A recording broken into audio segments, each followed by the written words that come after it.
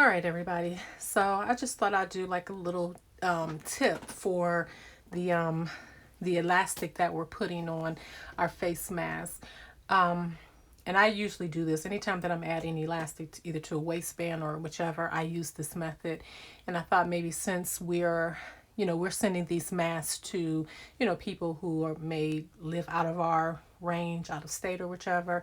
So we want to make sure that the elastic is durable, and because we don't know how they're pulling on these and tugging on these. So I'm going to show you a little tip a technique that I use to make sure that that our elastic doesn't come apart, because sometimes when we're sewing the elastic, sometimes we just sew them together like that, just sew the ends like that. So I'm going to show you a little technique that I use. So what I have here is I just cut a little piece of muslin fabric, and I have my sewing machine on a zigzag stitch. So I'm just going to take my elastic and I'm just going to sew it to the muslin piece on one end. And I'm just going to go over it a couple of times.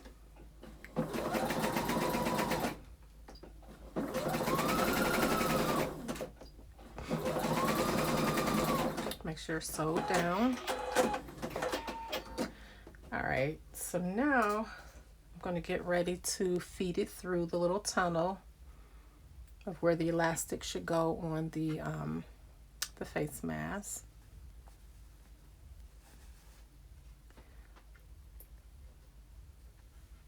All right, and then I'm just going to take the other end of the elastic and I'm just going to sew it down, just like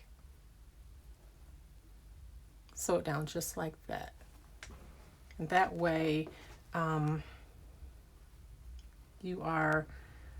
it'll be flat. So I'm going to go ahead and sew that down. Then I'm going to also go over this a couple of times. Oh, my camera loose. Just want to put this other end. And normally it isn't this hard. All right, so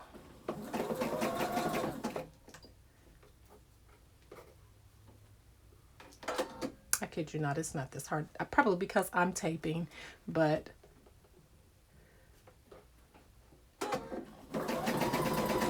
okay, so here we go.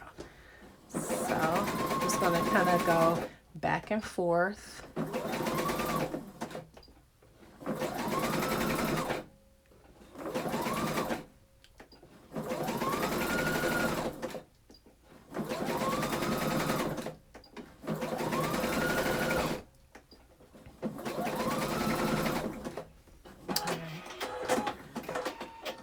All right, and then the next thing I do is I just cut the sides of it off.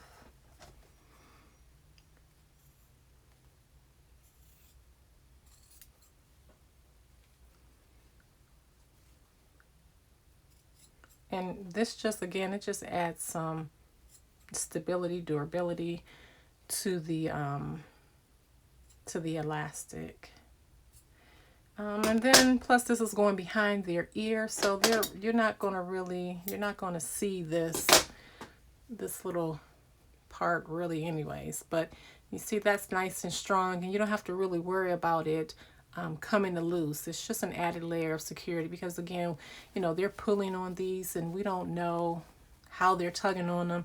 You just never know. When you normally overlap the elastics and sew them together, there's a possibility that they can come loose, especially if you're using a straight stitch. So normally when you're sewing elastic together, you should really use a zigzag stitch so it can keep its stretchability. All right, so I hope that this technique will help you, and thanks for watching.